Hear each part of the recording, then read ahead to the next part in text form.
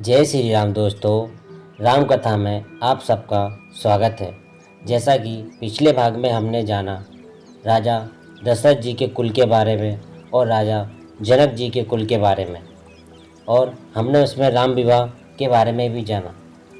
अब आगे की कथा की ओर चलते हैं, लेकिन उससे पहले अगर आप चैनल पर नए हैं तो वीडियो को लाइक करें और चैनल को सब्सक्राइब करें एवं बेल आइकन को भी दबाएं। और आगे की कथा इस प्रकार है। परशुराम जी का आगमन। राजा दशरथ ने राजकुमारों, उनकी पत्नियों, ऋषि, महर्षियों, मंत्रियों एवं परिजनों के साथ अयोध्या के लिए प्रस्थान किया। प्रस्थान करते ही सभी ओर भयंकर शब्द करने वाले पंछियों आवाज़ें सुनाई देने लगी। पृथ्वी पर विचरण करने वाले वन्य पशु और उनकी बाईं ओर दौड़ने लगे। इस पर दशरथ ने वशिष्ठ जी से कहा, गुरुदेव, यह कैसी माया है जहाँ पंछियों का भयंकर स्वर आपस कुन का सूचक है, वहीं मृगों का बाएं होकर जाना शुभ शकुन की सूचना देता है। दोनों प्रकार के शगुन एक साथ क्यों हो रहे हैं?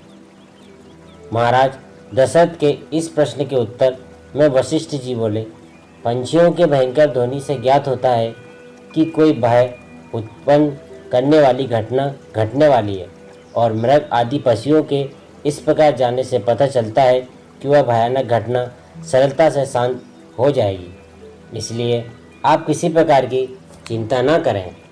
यह वार्तालाप अभी चल ही रहा था कि बड़े जोरों की आंधी आई। परिणाम स्वरूप वृक्ष पृथ्वी पर गिरने लगे। तभी राजा दशरथ को भृगुकुल के ऋषि परशुराम दृष्टिगत हुए। उनकी वेशभूषा बड़ी भयंकर थी। बड़ी बड़ी जटाएं उनके तेजस्वी मुख पर बिखरी हुई थी। नेत्रों में क्रोध की ललिमा थी। कंधे पर कठोर फरसा और हाथों में धनुष बाण थे।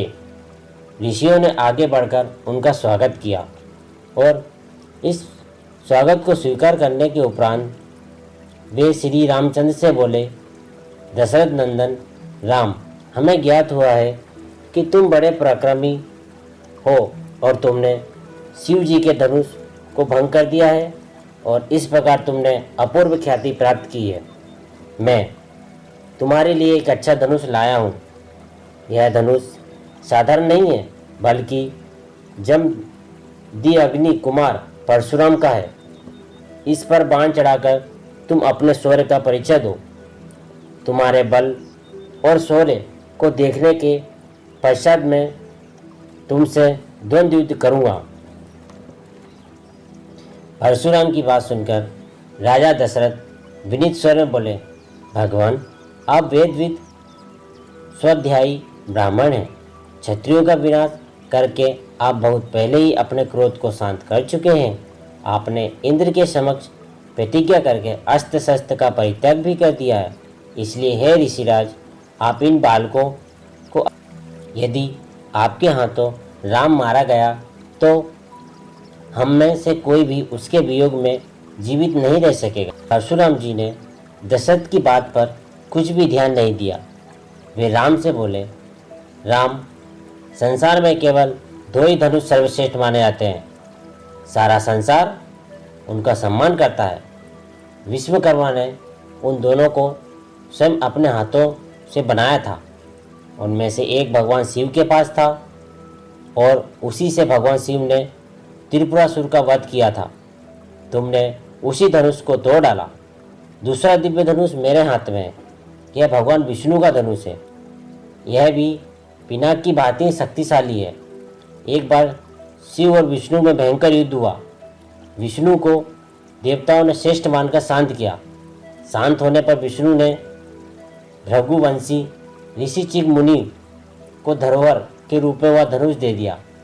अपने पूर्व पुरुषों से यह धनुष मुझे प्राप्त हुआ। अब तुम एक क्षत्रिय के नाते इस धनुष को लेकर इस पर बाण चढ़ाओ और सफल होने पर मेरे साथ द्वंद्व युद्ध करो।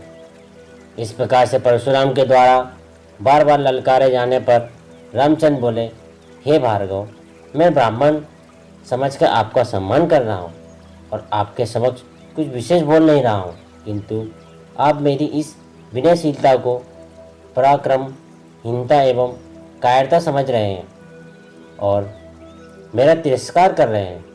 लाइए धनुष बाण मुझे दीजिए। यह कहकर उन्होंने झपटकर परशुराम के हाथ से धनुष बाण ले लिए और धनुष पर बाण चढ़ाकर बोले, हे भृगुनंदन, ब्राह्मण होने के कारण आप मेरे पूज्य हैं, इसलिए इस बाण को मैं आप पर नहीं छोड़ सकता, परंतु धनुष पर चढ़ने के बाद यह बाण कभी निष्फल नहीं जाता। इसका कहीं ना कहीं उपयोग करना अनिवार्य हो जाता है। इसलिए मैं इस बाण को छोड़कर आपकी शीघ्रतापूर्वक सर्वत्र आने जाने की शक्ति को नष्ट कर देता हूँ। श्री राम की बात सुनकर शक्तिहीन हो गए परशुराम जी विनयपूर्वक कहने लगे, बाण छोड़ने से पूर्व मेरी एक बात सुन लीजिए। क्षत्रियों को नष्ट करके मैंने यह भूमि कश्यप जी को दान में दी थी। उस समय उन्होंने मुझसे कहा था कि अब तुम्हें पृथ्वी पर नहीं रहना चाहिए, क्योंकि तुमने पृथ्वी का दान कर दिया है। तभी से मैं गुरुवर कश्यप जी की आज्ञा का पालन करता हुआ कभी भी रात्रि में पृथ्वी पर वास नहीं करता हूँ। अतः हे राम, कृपा करके मेरी गगमन शक्ति को नष्ट मत करो। मैं मन के समान गति से महेंद्र पर्वत पर चला जाऊंगा। मुझे ज्ञात है कि इस बाण का प्रयोग निष्फल नहीं जाता, इसलिए आप इस बाण के द्वारा उन अनुपम लोगों को नष्ट कर दें जिन पर मैंने अपनी तपस्या से विजय प्राप्त। आपने जिस सरलता से इस धनुष पर बाण चढ़ा दिया है, उससे मुझे विश्वास हो गया कि आप मधु राक्षस का संहार करने वाले साक्षात विष्णु हैं। राम ने परशुराम की प्रार्थना को स्वीकार किया और उनके द्वारा तपस्या के बल पर अर्जित समस्त पुण्य लोगों को नष्ट कर दिया।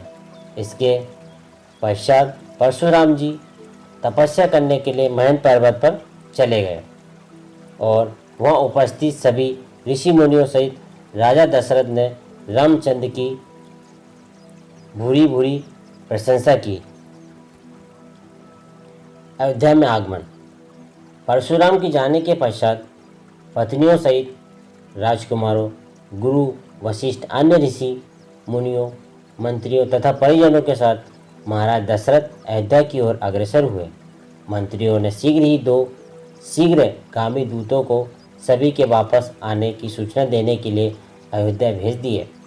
दूतों के अयोध्या पहुंचने तथा सूचना देने पर नगर के सभी चौराहों, अट्लाटिकाओं, मंदिरों एवं महत्वपूर्ण मार्गों को नाना भांति की रंग बिरंगी ध्वजा पताका से सजाया गया। राजमार्ग पर बड़े बड़े सुरमय द्वार बनाए गए और उन्हें तोरणों से सजाया गया। मार्गों में केवड़े और गुलाब आदि का जल छिड़का गया। सुंदर चित्रों, मांगलिक प्रतीकों, बंधनवारों आदि से हाट बाजारों को भी बड़ी सुरुचि के साथ सजाया गया। एक अभूतपूर्व उल्लास छा गया सारी अयोध्या में। अनेक प्रकार के बाग बजने लगे, घर घर में मंगलगान होने लगे। यह ज्ञात होने पर कि बारात लौटकर अयोध्या के निकट पहुंच गई है, तत् अब नगर के मुख्य द्वार में प्रवेश करने ही वाली है। सुंदर सुकुमार रूपवती लवणमयी कुमारियाँ अनेक रत्न जटित वस्त्र भूषणों से सुसज्जित होकर आगंतुकों का स्वागत करने के लिए आरतियाँ लेकर पहुंच गई हैं। महाराज दशरथ और राजकुमारों के स्वर्णिम फूलों से सुसज्जित सोने के होदे वाले हथियारों पर बैठकर नगर में प्रविष्ट होने पर चारों ओर उनकी जय जयकार होने लगी। ऊंची ऊंची अट्लाटिकाएं पर बैठी हुई सुंदर सौभाग्यवती रमणियाँ उन पर पुष्प वर्षा करने लगी। अयोध्या की नववधुओं सीता, उर्मिला, मांडवी और सूतकीर्ति को देखने के लिए अट्टालिकाओं की खिड़कियाँ और छज्जे दर्शनों उत्सुक युवतियों कुमारियों से ही नहीं वरन प्रौढ़ाओं एवं वृद्धाओं से भी खचाखच भर गए। सवारी के राजप्रसाद में पहुंचने पर राजा दशरथ की समस्त रानियों ने द्वार पर आकर अपनी वधुओं की आगवानी की। महारानी कौशल्या, कैकेयी एवं सुमित्रा ने आगे बढ़कर बारी बारी से चारों वधुओं को अपने हृदय से लगाया और असंख्य हीरो मोती उन पर न्यौछावर करके उपस्थित याचकों में बांट दिए। फिर मंगलाचार के गीत गाती हुई चारों राजकुमारों और उनकी अर्धांगिनियों को राजा प्रसाद के अंदर ले आईं।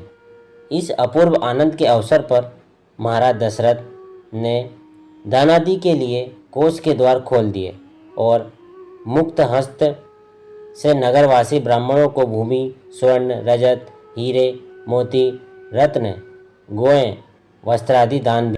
राजकुमारों को राजप्रसाद में रहते हुए कुछ दिन आनंदपूर्वक व्यतीत हो जाने पर महाराज दशरथ ने भरत को बुलाकर कहा, वत्स, तुम्हारे मामा युधाजित को आए हुए पर्याप्त समय हो गया है। तुम्हारे नाना नानी तुम्हें देखने के लिए आकुल हो रहे हैं, अतः तुम कुछ दिनों के लिए अपने ननिहाल चले जाओ। पिता के आदेश अनुसार भरत और शत्रुघ्न ने अपनी माताओं तथा राम और लक्ष्मण से विदा लेकर अपने मामा युधाजित के साथ कैकेयी देश के लिए प्रस्थान किया। राम ने अपने सौम्य स्वभाव, दयालुता और सदाचरण से न केवल अपने प्रसाद के निवासियों का बल्कि समस्त पुर के स्त्री पुरुषों का हृदय भी जीत लिया था। वे सबकी आंखों के तारे थे और अत्यंत लोकप्रिय हो गए थे। परिवार के सदस्य उनकी विनयशीलता, मंत्रीगण उनकी नीति निपुणता, नगर निवासी उनके शील सौजन्य और सेवक कगड़ उनकी उदारता का बखान करते नहीं थकते थे। इधर सीता के मधुभाषी स्वभाव, सास ससुर की सेवा, पातिव्रत्य धर्म और सद्गुणों ने भी सभी लोगों के मन को मोह लिया। नगर निवासी राम और सीता की युगल जोड़ी को देखकर अत्यंत प्रसन्न होते थे। उनके प्रेम और सद्व्यवहार की चर्चा घर घर में की जाती थी। जय श्री राम।